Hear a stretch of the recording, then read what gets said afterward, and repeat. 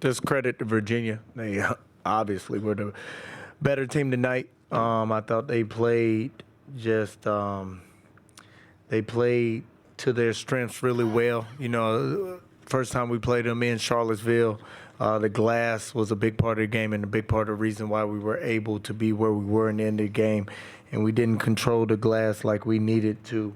And our identity and who we are didn't show through. I thought they really exceeded our physicality and just really put their imprint on the game. And when you're playing games like this against really good teams, I thought we missed our moment to kind of pull away. I thought they had a rough start, but we didn't capitalize on it to give ourselves some momentum going down, and then they just continued to play. But, you know, they're really good. They got really good players, really well coached, and they were the better team today. Questions for the players?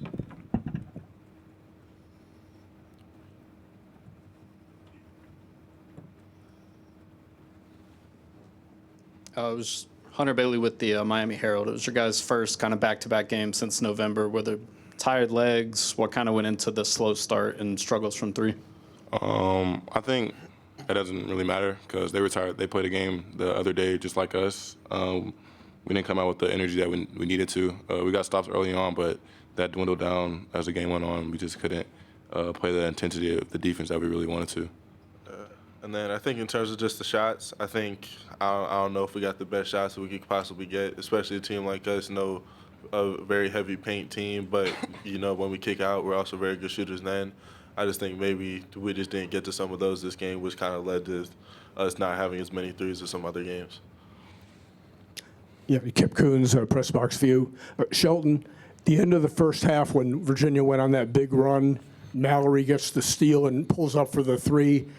What did that do to your team's confidence level, or was that very disheartening when he makes it the buzzer to send them in the locker room like that? I don't think it was disheartening. We went to the locker room knowing what we had to do in the second half and punch back. We made a little run kind of late in that second half, but they just punched us right back, so we couldn't really pull it out the way we wanted to.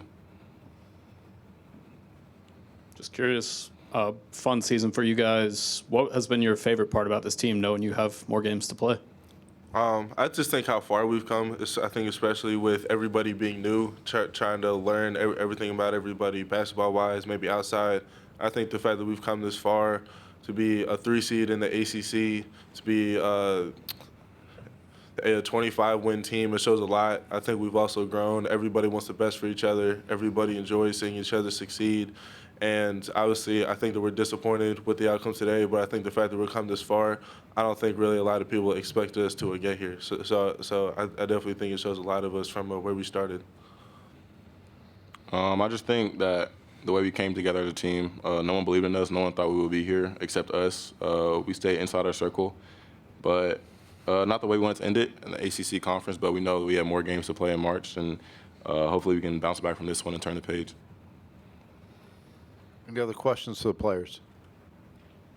Good. Thanks, guys. Thank you. Get back to the locker room. Go get them next week. Questions for Coach?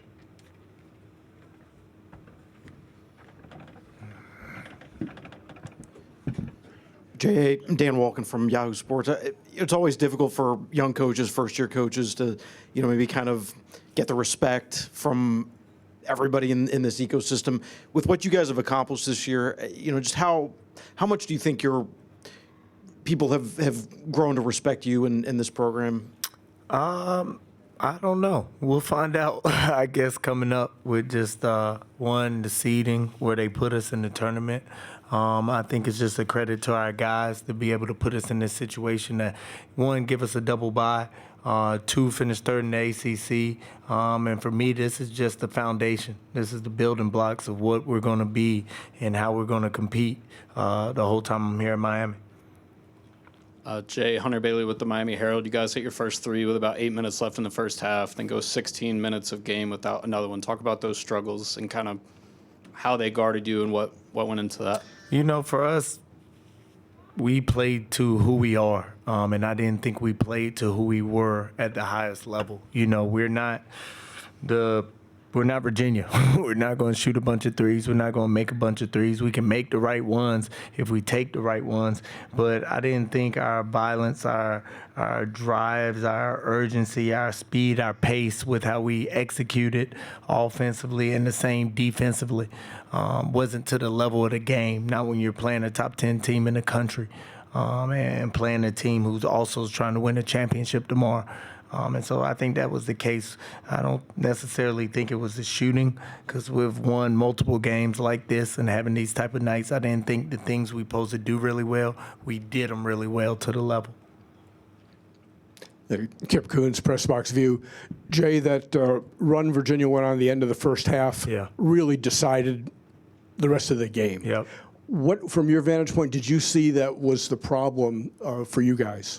I just thought we were looking for fouls. We were just looking around. You know, we got punched, and this was the first time we didn't punch back and didn't do what we normally respond to do. I thought the adversity kind of hit us, and we let it get the best of us in this moment. And it's a great teaching point moving forward. But we've been there before. We've responded before. But today, we just didn't have it.